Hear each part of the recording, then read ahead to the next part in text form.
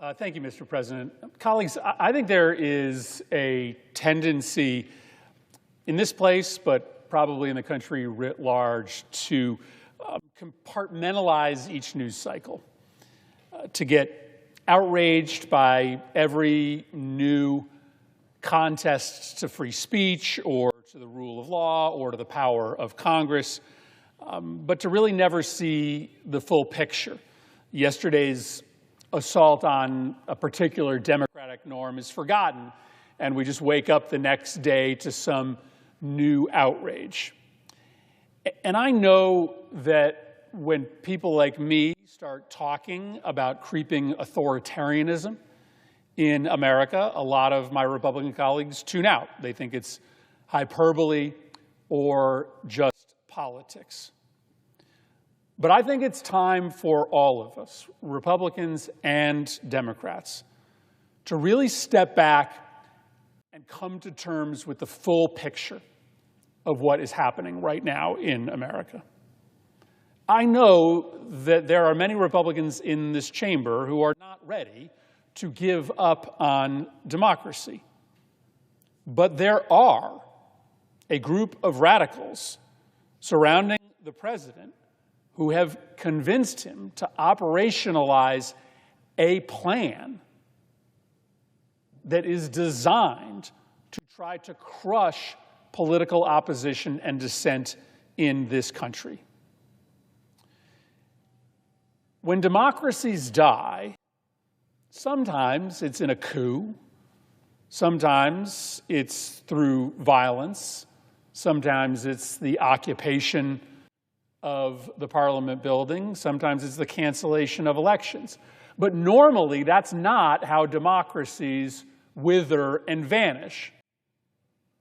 In countries that have lost healthy democracy, normally what happens is that over time, the regime, the party in power, just contracts the space for dissent, for speech, for political opposition,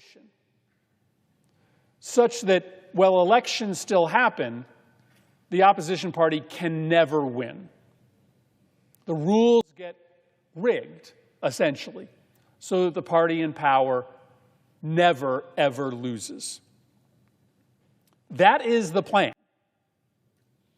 That is what President Trump and the radicals around him are trying to do to America.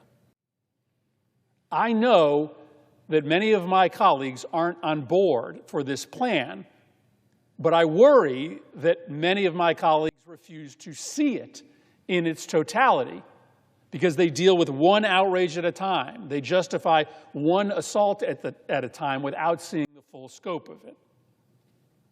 We aren't on the verge of an authoritarian takeover. We are in the middle of it.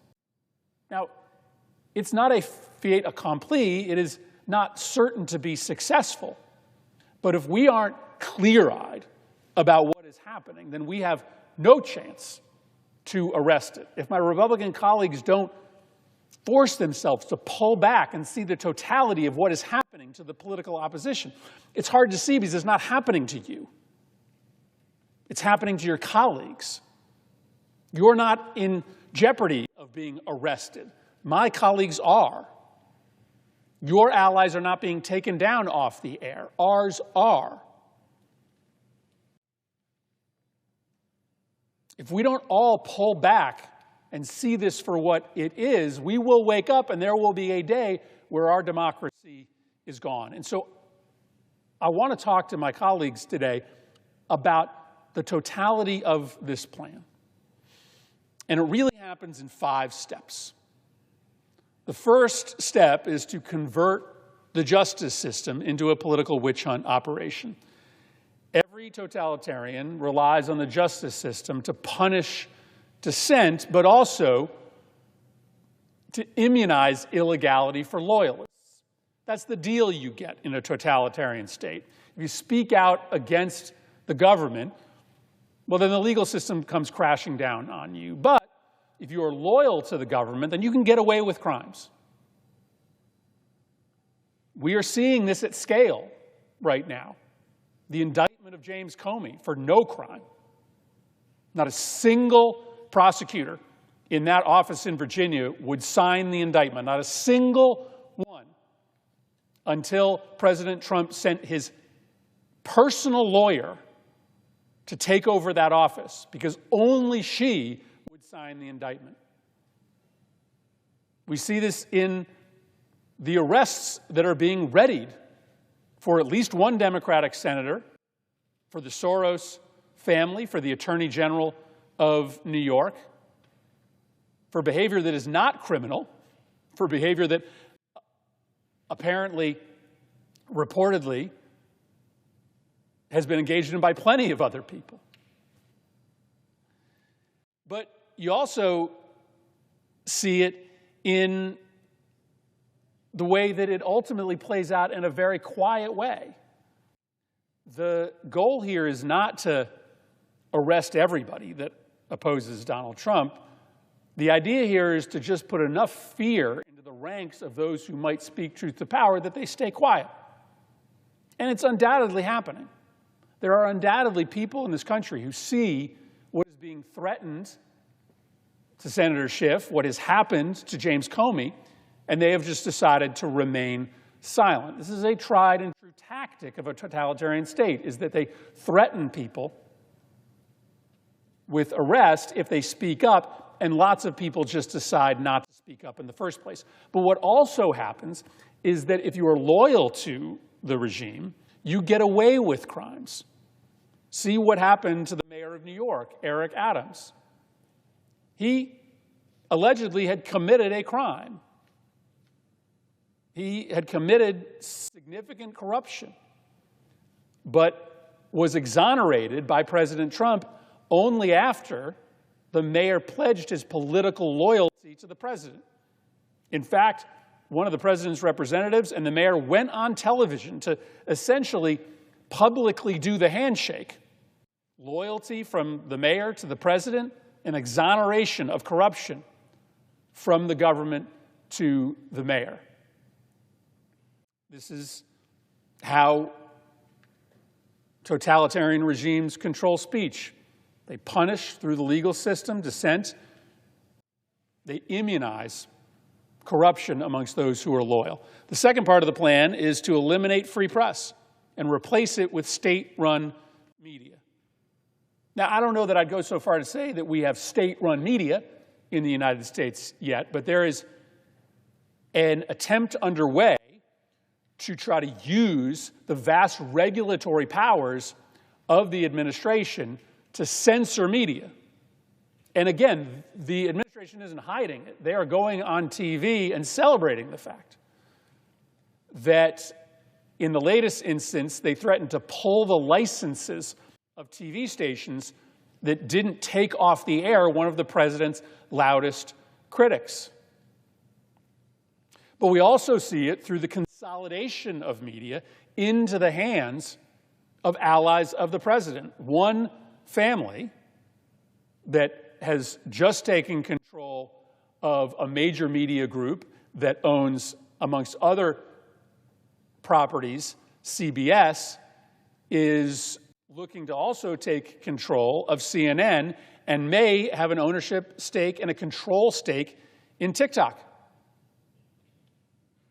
That family has shown a willingness to censor content, pulling Stephen Colbert off the air, and to put in place essentially Trump-approved censors for their future news content. So you get to state-run media not necessarily through the state owning and operating media, but by the state using its regulatory powers, its control of licenses and mergers, to make clear to the billionaire class that they can own media, that they can make a lot of money off of media, but only if it propagates Trump's narrative and suppresses criticism. It's happening right now. We're watching it happen. The third step in the plan is to militarize law enforcement. The deployment of the military to Chicago and to Portland to Los Angeles is illegal. It is illegal. But it is designed to try to, once again, quell dissent and protest. This isn't about public safety. This is about political intimidation.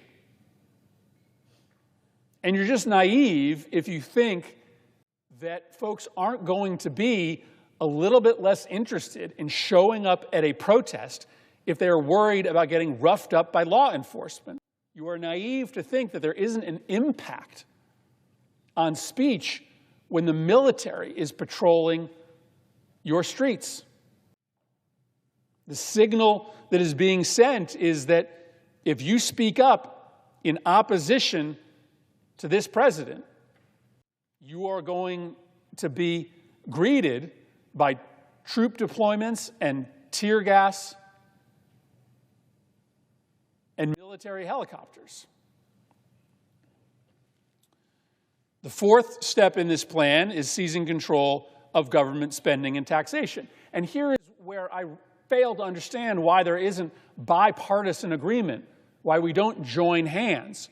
Our founding fathers saw what the British king did, using taxation and spending in order to compel loyalty to the crown, in order to punish the colonists when they rose up in defense of their rights. And so when they wrote the Constitution, they deliberately put the spending and taxation powers not in the hands of the executive, but in the hands of Congress, where every faction is represented. Thus, this body is in a position to broadly protect the rights of all people. Trump is seizing spending power from us, canceling grants unilaterally, most recently, brazenly deciding to refuse to spend money only in the states represented by Democrats. The day after the shutdown began, they announced that they were first suspending billions of dollars worth of projects in just one city, New York City, not coincidentally represented by the Democratic leader in the House and the Senate. And then, hours after, they released a list of canceled energy projects. They listed the states that they were being canceled, and every single one of those states was represented by 2 Democratic senators. Everybody knew what was happening. It was an effort to use the spending power seized by the executive to punish representatives of the people who oppose the president politically. And then the fifth part of the plan is to rig the rules when the rules don't work for you. This is happening in the way that President Trump is going state by state and demanding that congressional lines be redrawn in the middle of a 10-year cycle in which traditionally we leave lines as they are. Why? He's, again, been totally honest and transparent about it. He just wants more Republicans elected. Even if the majority of people in a particular state favor Democrats, he wants the lines drawn in a way that would elect more Republicans to Congress. Now, in this case, it's of course forced Democratic states to do the same, but it was Donald Trump that started this cycle of changing the rules in order to make sure that his party stays in power no matter how unpopular he gets. You see the same thing happening with respect to the control of information. Totalitarian states, they can't accept truth. They can't accept truth, so they try to destroy truth. Well, that's what Donald Trump is doing by banning reporters from the White House that don't toe the Trump or MAGA line. That's what they're doing in saying to reporters at the Department of Defense, you can't report on military operations unless you are given pre-approval. That's what happened to the head of the Bureau of Labor Statistics. When the labor statistics showed that the economy wasn't good, that guy got fired and replaced by somebody who would issue fake numbers that made the economy look better. You convert the justice system so that it pursues your political enemies and exonerates your political loyalists for crimes. You eliminate the free press and you replace it with a state-run or state-influenced media. You militarize law enforcement. You seize control of government spending and taxation. You rig the rules of democracy in your favor. You can't see the indictment of Comey, the cancellation of Kimmel, the troops in Chicago as different events. They are all part of the same story. They are all part of a plan, a well-thought-out plan to try to destroy American democracy and create a new set of rules that will allow Trump and his allies to rule forever. I know this sounds extreme. It is. But if you connect the dots, if you allow yourself to see the whole story, the totality of this story, you will see the grave danger that we are in. I know that it's often easiest for all of us, but probably especially for supporters of the president who still support democracy, to just assume the best instead of assuming the worst, or to just kind of close the door and batten down the hatches until the storm leaves town. But think about how we will feel if this 250-year democratic experiment disappears on our watch, and we didn't do all we could as a body and as a citizenry, simply because we didn't want to face the hard reality. The authoritarian takeover isn't coming. It's here. We're in the middle of it. But it is not too late for everybody to see it and for us to stop it.